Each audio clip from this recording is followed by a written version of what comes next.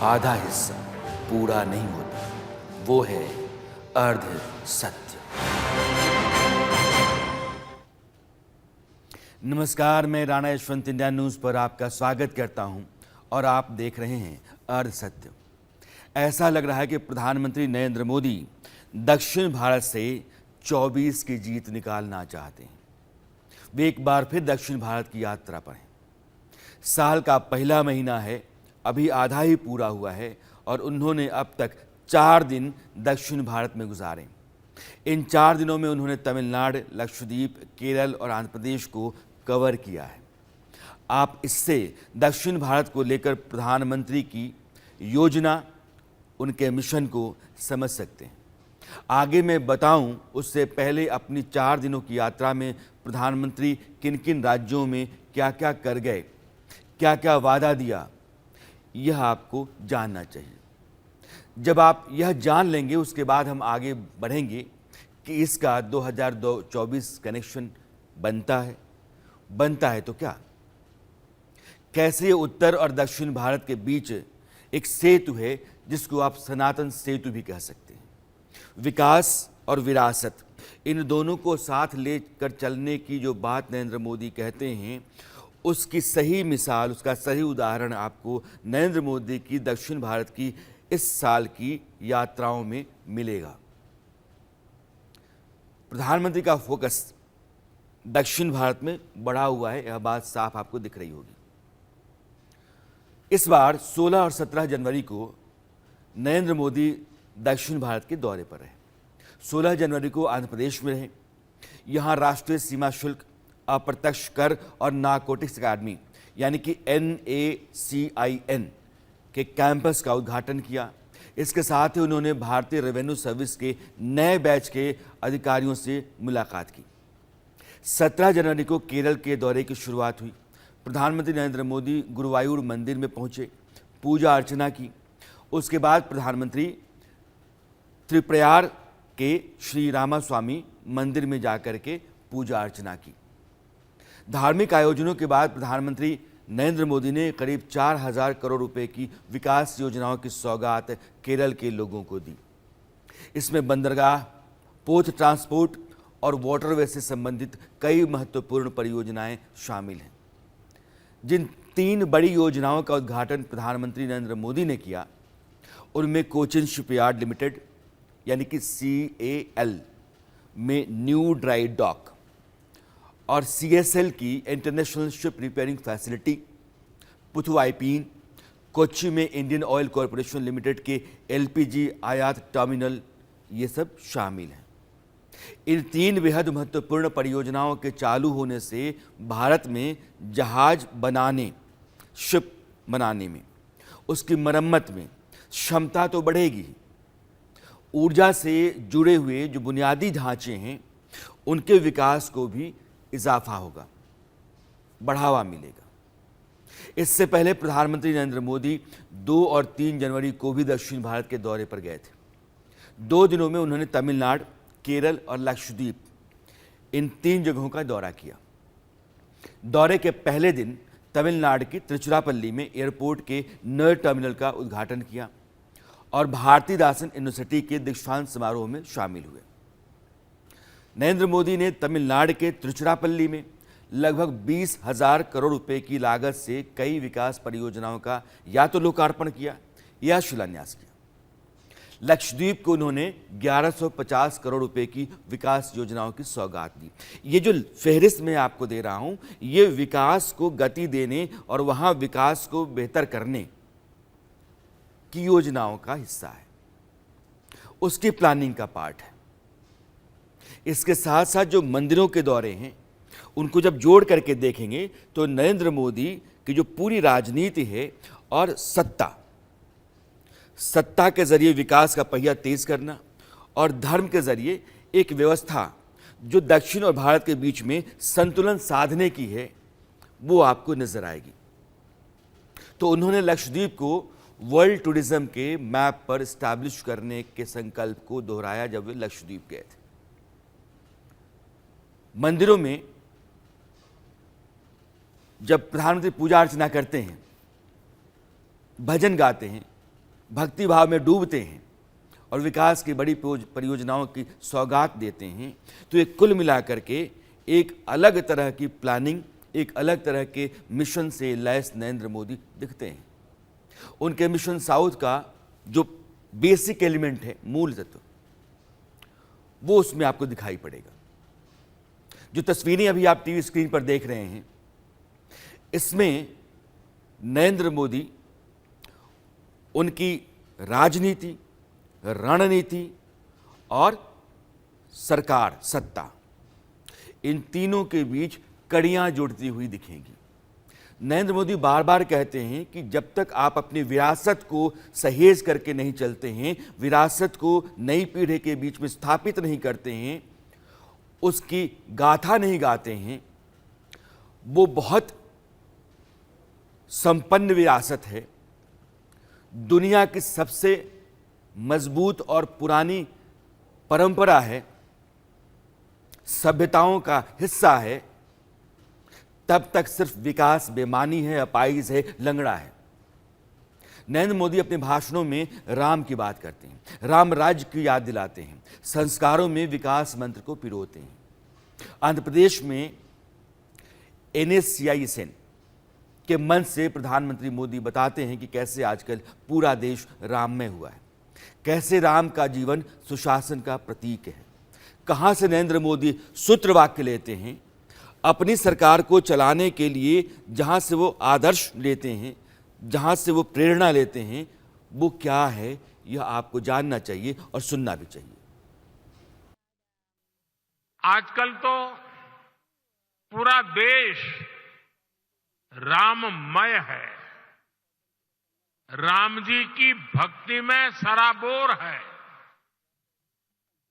लेकिन साथियों, प्रभु श्री राम का जीवन विस्तार, उनकी प्रेरणा, आस्था भक्ति के दायरे से कहीं ज्यादा है। प्रभु राम गवर्नेंस के, समाज जीवन में सुशासन के ऐसे प्रतीक हैं जो आपके संस्थान के लिए भी बहुत बड़ी प्रेरणा बन सकते हैं। राम सुशासन के प्रतीक हैं, किसी के लिए भी प्रेरणा बन सकते हैं। वो ये भी समझाते हैं कि कैसे राम का जीवन सबका प्रयास का बेहतरीन उदाहरण रखता है। ये उनके सबका साथ, सबका विकास, सबका प्रयास, सबका विश्वास का जो मंत्र है, उसका जो नारा है सरकार का, टैगलाइन कह सकते हैं, उससे कनेक्ट करता है।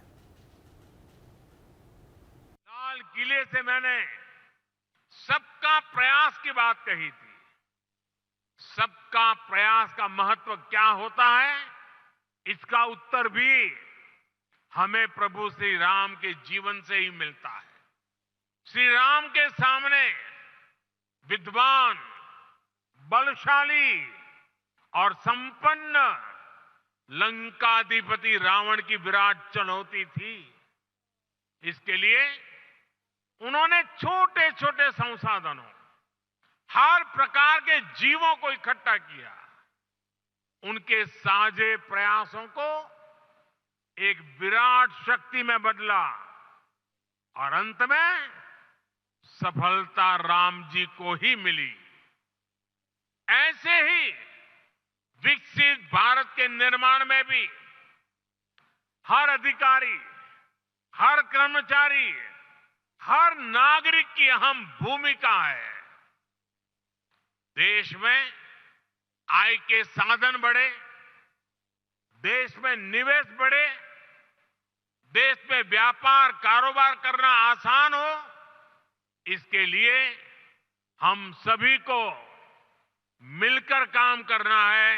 सबका प्रयास, इस मंत्र को लेकर के चलना है। केरल दक्षिण भारत का वह राज्य है जिसके पास 20 लोकसभा सीटें हैं, बीजेपी के हिस्से में एक भी नहीं है। लेकिन बीजेपी पिछले कुछ सालों से केरल के बीच में, केरल के अंदर अपनी पकड़, अपनी ज़मीन लगातार मजबूत करती जा रही है।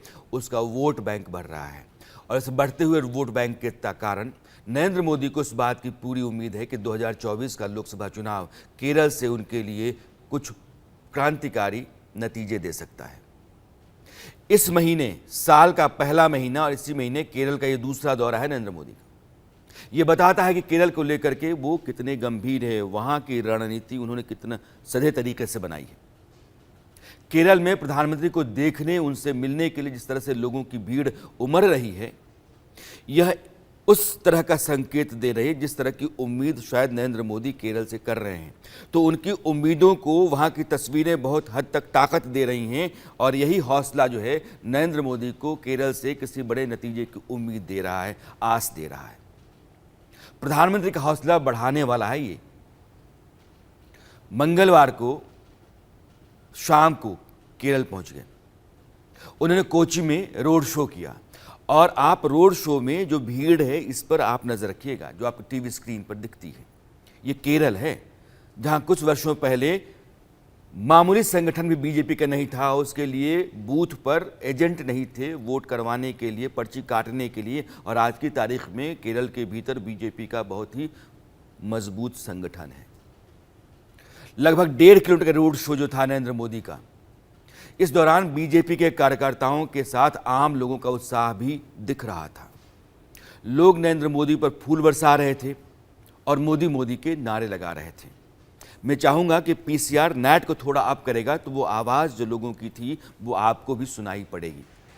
और ऐसी ही तस्वीर सुबह सुबह गुरुवायूर के मंदिर पर देखने को मिली। केरल के 3 सबसे बड़े मंदिरों में से एक मंदिर आता है गुरुवायूर। सुबह 7 बजे के आसपास प्रधानमंत्री गुरुवायूर मंदिर में दर्शन पूजन के लिए पहुंचे और वहां भी लोगों का भारी हुजूम नरेंद्र मोदी को देखने के लिए इंतजार कर रहा था। इतनी सुबह इतने सारे लोगों का वहां पहुंचना मोदी को भी हैरान कर गया। प्रधानमंत्री ने गुरुवायूर मंदिर में दर्शन करने के बाद सोशल मीडिया पर एक पोस्ट साझा किया। इस पोस्ट में उन्होंने लिखा कि सुबह के समय गुरुवायूर के लोग बड़ी संख्या में मुझे आशीर्वाद देने आए। इस गर्मजोशी की सराहना करता हूं और मुझे लोगों के लिए और कड़ी मेहनत करने की खातिर प्रेरित करती है। गुरुवायूर मंदिर प्रधानमंत्री मोदी एक और बेहद खास अवसर का हिस्सा बने। मंदिर में वे जाने माने फिल्म अभिनेता और पॉलिटिशियन जो केरल के सुरेश गोपी की एक तरीके से केरल में तूती बोलती है, बड़े स्टार हैं, पॉलिटिशियन में बड़े हैं और वो प्लेबैक सिंगर भी। उनका अपना एक जनाधार है। उनकी बेटी की शादी में प्रधानमंत्री शामिल हुए। गुरुवायूर मंदिर में वो शादी हो रही थी। वर वधू को वरमाला उन्होंने ही सौंपी। इसके बाद शादी का कार्यक्रम संपन्न हुआ और किसी भी व्यक्ति के लिए बेटी की शादी पर प्रधानमंत्री का आना जीवन भर के लिए यादगार अवसर होगा। प्रधानमंत्री ने नवविवाहित जोड़े को आशीर्वाद दिया। इस मौके पर मशहूर फिल्म अभिनेता मोहनलाल, अगर आप मोहनलाल को जानते हो तो मुझे लगता है कि दक्षिण भारत में आज तक कोई ऐसा स्टार नहीं पैदा हुआ जो मोहनलाल के कद के बराबर हो। वो सुपरस्टार हैं। 40 साल का करियर रहा होगा। 350 के आसपास फिल्में उन्होंने बनाई हैं और उनकी हर फिल्म सुपरस्टार होती है, सुपरहिट होती है। बहुत बेहिसाब बेशुमार लोकप्रियता है उनकी दक्षिण में। वो सिर्फ मलयालम के स्टार नहीं रहे, तमिल और तेलुगु में भी उन्होंने फिल्में बनाई हैं, वह भी मौजूद थे। और पूरा मलयालम फिल्म इंडस्ट्री जो थी उसके जितने भी बड़े लोग या बड़ी हस्तियां होती हैं वो सारी मौजूद रहीं। प्रधानमंत्री मोदी का ये वीडियो सोशल मीडिया पर जो आप देख रहे हैं वो खूब वायरल हो रहा है, पसंद किया जा रहा है, लोग भी इसको शेयर कर रहे हैं। अब आप ये पूरा वीडियो देखिएगा।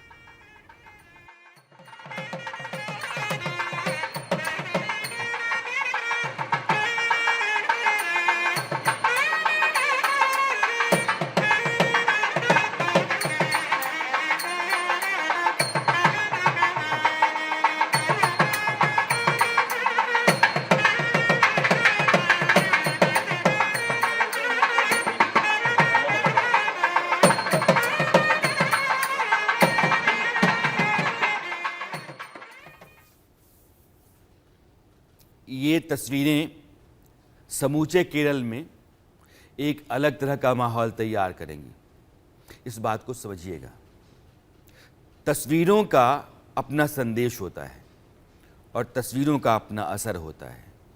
और अब जब सोशल मीडिया का ज़माना है तो यह तस्वीरें बार बार गाहे बगाहे मौक़ों पर घूमती रहेंगी। और केरल में एक मैसेज जो नरेंद्र मोदी के हक में होगा, उनकी खातिर होगा, वो देती रहेंगी। दक्षिण भारत में सनातन का प्रवाह भी आपको ज़्यादा दिखेगा। उस सनातन को भी समझना ज़रूरी है। जिस सनातन का एक सिरा पकड़ के नरेंद्र मोदी चलते हैं और एक सिरा विकास का पकड़ के चलते हैं, इन दोनों के बीच में एक संतुलन बना के रखते हैं। इसलिए बार बार कहते हैं कि सबका साथ, सबका विकास, सबका प्रयास, सबका विश्वास। और वो तमाम जो धर्मस्थल हैं उनकी यात्रा भी करते हैं। जीवन में एक हिंदू होने के नाते सनातन परंपरा जो कहती है, जो हिंदू संस्कार कहता है, उसमें वो 100% रमे रचे बसे आपको दिखेंगे। और प्रधानमंत्री के रूप में वो समूचे हिंदुस्तान के 140 करोड़ लोगों के लिए क्या कुछ बेहतर हो सकता है, देश की तरक्की कैसे हो सकती है, जो आखिरी पायदान पर आदमी खड़ा है उसको एक सम्मान का जीवन कैसे मिल सकता है, उसकी खातिर ज़रूरी योजनाएं बनाने और प्रयास करने का लगातार वो कोशिश करते हैं। दक्षिण के देवस्थान बहुत पुराने हैं और बेहतर तरीके से सनातन परंपरा को निभाते चले आ रहे हैं। रामकृष्ण की जो पौराणिक परंपरा है वो आपको दक्षिण में दिखेगी। मसलन गुरुवायूर का मंदिर, दक्षिण भारत में इस मंदिर का वही महत्व है जो गुजरात का द्वारका का है। इसको दक्षिण का द्वारका कहते हैं। गुरुवायूर विष्णु के अवतार हैं, भगवान कृष्ण को समर्पित मंदिर है। इस मंदिर में भगवान गुरुवायूरप्पन यानी कि बाल कृष्ण, बाल गोपाल, भगवान कृष्ण के बाल रूप का यह मंदिर है। इस मंदिर का इतिहास इसे और भी खास बनाता है। ऐसी मान्यता है कि कलयुग की शुरुआत में देवगुरु यानी कि बृहस्पति और वायु, गुरु और वायु ने मिलकर के जिस मूर्ति को, कृष्ण को जहां स्थापित किया, वो मंदिर गुरुवायूर है। यह प्राचीनतम मूर्ति में से एक। कहा जाता है कि बहुत पहले एक मूर्ति मिली और उस मूर्ति को लेकर के गुरु ने और वायु ने, बृहस्पति और वायु ने स्थापित किया। और यह मंदिर लगभग 5000 साल पुराना माना जाता है। 1683 में मंदिर का पुनर्निर्माण किया गया। इस मंदिर को भूलोक बैकुंठम यानी कि धरती पर बैकुंठ धाम से भी जाना जाता है। अगर आप मॉडर्न हिस्ट्री देखेंगे तो 1931-32 में एक आंदोलन हुआ, गुरुवायूर आंदोलन कहते हैं। मंदिरों में अछूतों के प्रवेश पर जो पाबंदी थी उसके खिलाफ एक लंबा आंदोलन चला। उस आंदोलन ने उस समय तो मंदिर का दरवाज़ा अछूतों के लिए नहीं खोला, लेकिन बाद में 1936 के आसपास वहाँ के राजा ने, ट्रावनकोर के राजा ने और बाद में राजगोपालाचारी की कैबिनेट ने फैसला किया कि मंदिर के दरवाजे सबके लिए खोले जाएंगे। आज व्यवस्था समान है, सबका अधिकार है, लेकिन 1931-32 में यह मंदिर जो है ये ठीक वैसा ही है जैसा कालाराम का मंदिर है जहां प्रधानमंत्री इससे पहले गए थे। नासिक में कालाराम का मंदिर जो है गोदावरी के तट पर, और गुरुवायूर, यह दोनों हिंदुस्तान के इतिहास में हिंदू समाज के उस तबके के लिए मंदिरों के दरवाजे खोलने के आंदोलन से जुड़े हैं जो बाद में समता का सिद्धांत गढ़ते हैं। अयोध्या में राम मंदिर प्राण प्रतिष्ठा कार्यक्रम में पहुंचने से पहले प्रधानमंत्री का इन मंदिरों में जाना महत्वपूर्ण माना जाता है। खासकर गुरुवायूर, विष्णु के अवतार राम के मंदिर में भी और भगवान कृष्ण के मंदिर में भी। इन मंदिरों का अयोध्या से विशेष जुड़ाव है। इसी तरह जब प्रधानमंत्री नरेंद्र मोदी आंध्र प्रदेश के सत्य साई के लेपाक्षी के एक बड़े खास मंदिर में पहुंचे तो उसका अर्थ भी अलग माना जाता है। मोदी ने मंगलवार को लेपाक्षी के ऐतिहासिक वीरभद्र मंदिर में पूजा अर्चना की। इस दौरान वे राम की भक्ति में लीन नजर आए। यह जो मोदी का यह रूप आप देख रहे हैं टीवी स्क्रीन पर, अगर आपने इसके पहले कालाराम मंदिर का वीडियो देखा होता तो वहां वो झाल बजा करके कीर्तन कर रहे थे। यह जो भगवान की आराधना है, अर्चना है, भक्ति है, उसमें एक हिंदू रमा हुआ है।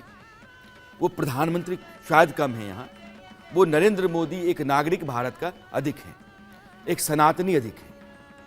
अयोध्या में राम मंदिर के प्राण प्रतिष्ठा समारोह में जाने के ठीक 6 दिन पहले लेपाक्षी मंदिर में पूजा का विशेष महत्व माना जाता है। प्रधानमंत्री नरेंद्र मोदी ने यहाँ जो विशेष पूजा की, उसका हिंदू धर्म में बहुत महत्व है। ये कुछ इसी तरह है जिस तरह से नासिक में पीएम मोदी ने विशेष पूजा अर्चना की थी। मैंने पहले भी इसका उल्लेख किया आपके सामने। अयोध्या में प्राण प्रतिष्ठा कार्यक्रम से पहले उसे बहुत खास माना गया। काला राम मंदिर के धार्मिक महत्व के हिसाब से ये बहुत महत्वपूर्ण है। प्रधानमंत्री ने वहाँ पूजा की, खुद अपने हाथों से साफ सफाई की, पंचवटी से सीता हरण का प्रसंग जुड़ा है, जो तस्वीर आप अभी देख रहे हैं। तो पंचवटी से लेकर के गुरुवायूर के बीच में प्रधानमंत्री की जो यात्रा है, ये कई मंदिरों से होकर के जाती है और इन मंदिरों का अयोध्या से संबंध है। लेपाक्षी मंदिर को श्री राम के जीवन से जुड़ा हुआ माना जाता है। ये वही स्थान है जहां जटायु घायल होकर के गिरे थे। यहां भी प्रधानमंत्री मोदी राम भक्ति में लीन दिखे। उन्होंने भगवान राम की स्मृति में भजन गाए, तेलुगु में गाए गए भजन सुने, रामायण पर आधारित कठपुतली का शो देखा। पौराणिक कथाओं के मुताबिक लेपाक्षी वह स्थान है जहां गिद्धराज जटायु घायल होकर गिरे थे। जटायु ने सीता के अपहरण का विरोध किया था। जब रावण उनको हरण करके ले जा रहा था तो उन्होंने सीता को चिल्लाते चीखते देखा था और फिर सीता माता को बचाने की खातिर उन्होंने रावण से युद्ध किया था। रावण उनके पंख काट दिए थे, वो नीचे गिर गए थे। जहाँ गिरे थे ये वही मंदिर है, लेपाक्षी मंदिर, जहाँ प्रधानमंत्री गए थे। जटायु ने भगवान राम को बताया था कि सीता को रावण दक्षिण की ओर ले गया है, वहीं से उनको संकेत मिले। इसके बाद उन्होंने अंतिम सांस ली जब बता दी बात कि रावण किस दिशा में गया हुआ है भगवान सीता को लेकर के। भगवान राम ने जटायु को मोक्ष प्रदान किया था। अब आप समझ गए होंगे कि प्रधानमंत्री अगर लेपाक्षी मंदिर जाते हैं तो क्यों जाते हैं। अयोध्या में राम मंदिर के कार्यक्रम से पहले वहाँ पूजा अर्चना कर रहे हैं, तो इसका धार्मिक महात्म्य क्या है, सनातन परंपरा किस तरह से चलती रही है और उसमें जो रिवाज रहे हैं उसके साथ साथ नरेंद्र मोदी कैसे चल रहे हैं। नरेंद्र मोदी की इन मंदिरों की यात्रा उत्तर और दक्षिण के बीच एक सेतु का काम कर रही है। वैसे समय में जब सनातन को संक्रमण के दौर से गुजरता हुआ कुछ लोग मानते हैं या मानते हैं कि इस पर लगातार हमले हो रहे हैं, प्रधानमंत्री खुद भी कहते हैं कि एक ऐसा गठबंधन तैयार हुआ है जो सनातन के विरोध में है, वो सनातन को खत्म करना चाहता है। दक्षिण और उत्तर की बात होती है। उस समय उत्तर भारत की सबसे बड़ी धर्मनगरी या देश की सबसे बड़ी धर्मनगरी अयोध्या में जब राम मंदिर का उद्घाटन होने जा रहा है, भगवान राम की प्राण प्रतिष्ठा होने जा रही है, प्रधानमंत्री दक्षिण भारत के उन मंदिरों की यात्रा कर रहे हैं जिन मंदिरों का धार्मिक महात्म्य है और उन मंदिरों से यह संकेत मिलता है कि वहां से भगवान राम का क्या प्रसंग है। यह जो रेशे चलते हैं धर्म के, अध्यात्म के, अलग अलग प्रसंगों के, उन रेशों से जो ताना बाना बनता है वह ताना बाना सनातन का है, जो दक्षिण से उत्तर को लेकर के एक साथ बांधे हुए है। अब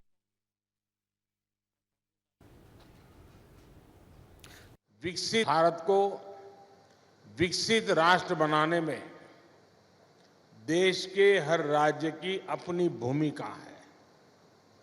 भारत जब समृद्ध था, जब ग्लोबल जीडीपी में हमारी भागीदारी बहुत बड़ी थी, तब हमारी ताकत हमारे पोर्ट से, हमारे पोर्ट सिटीज थे। आज जब भारत फिर से ग्लोबल ट्रेड का एक बड़ा केंद्र बन रहा है, तब हम फिर से अपनी समुद्र शक्ति को बढ़ाने में जुटे हैं।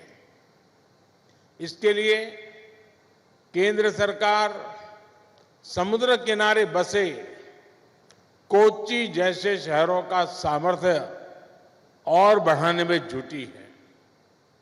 हम यहां के पोर्ट्स की कैपेसिटी को बढ़ाने पर काम कर रहे हैं, पोर्ट इंफ्रास्ट्रक्चर पर निवेश कर रहे हैं।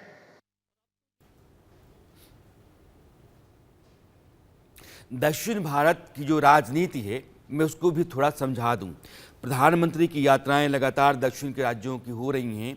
नए साल में उन्होंने अभियान चला रखा है दक्षिण भारत में विकास की योजनाओं का शिलान्यास करने का या फिर उनका उद्घाटन करने का, वहाँ के मंदिरों की यात्रा करने का। तो लोकसभा चुनाव में कितनी सीटें आती हैं जो दक्षिण भारत की हैं? केरल, तमिलनाडु, आंध्र प्रदेश, तेलंगाना, कर्नाटक। अब आप देखिए कि कितने सीटें किस राज्य की हैं। जैसे केरल, 20 लोकसभा सीटें केरल से आती हैं और ये आप ग्राफिक्स देखिएगा। कर्नाटक की 28 लोकसभा सीटें, आज की तारीख में 25 सीटें बीजेपी के पास हैं। पिछले लोकसभा चुनाव में बीजेपी ने कर्नाटक के 28 में से 25 सीटें जीती थी। केरल 20 सीटें हैं, एक भी सीट बीजेपी को आज तक कभी नसीब नहीं हुई। लक्षद्वीप की 1 लोकसभा सीट है जहां प्रधानमंत्री पिछले दौरे पर गए थे। तेलंगाना 17 सीटें हैं। तेलंगाना दूसरा ऐसा राज्य है जहां बीजेपी कामयाब है। कर्नाटक के बाद 4 लोकसभा सीटें उसको पिछली बार मिली थी।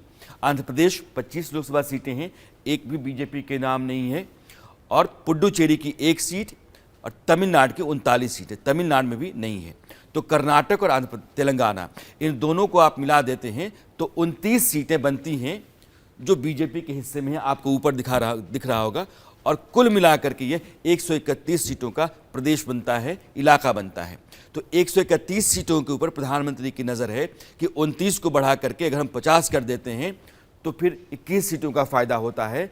और बीजेपी 2024 में अगर वो 400 का आंकड़ा छूने का मंसूबा रखती है तो दक्षिण भारत में जब तक उसको कामयाबी नहीं मिलती है, दक्षिण भारत के अजेय राज्य जो रहे बीजेपी के लिए, आंध्र प्रदेश और केरल की तरह के, तमिलनाडु की तरह, उन राज्यों में बड़ी जीत हासिल नहीं होती है, तब तक यह सपना, यह मंसूबा पूरा नहीं हो सकता है। इसलिए प्रधानमंत्री की इन यात्राओं को इस नज़रिए से भी देखा जा रहा है। दक्षिण की राजनीति को समझने के लिए प्रधानमंत्री मोदी के प्रयास को आप इस तौर पर देख सकते हैं। वो आधा हिस्सा जिसके बगैर सच पूरा नहीं होता, वो है अर्ध सत्य।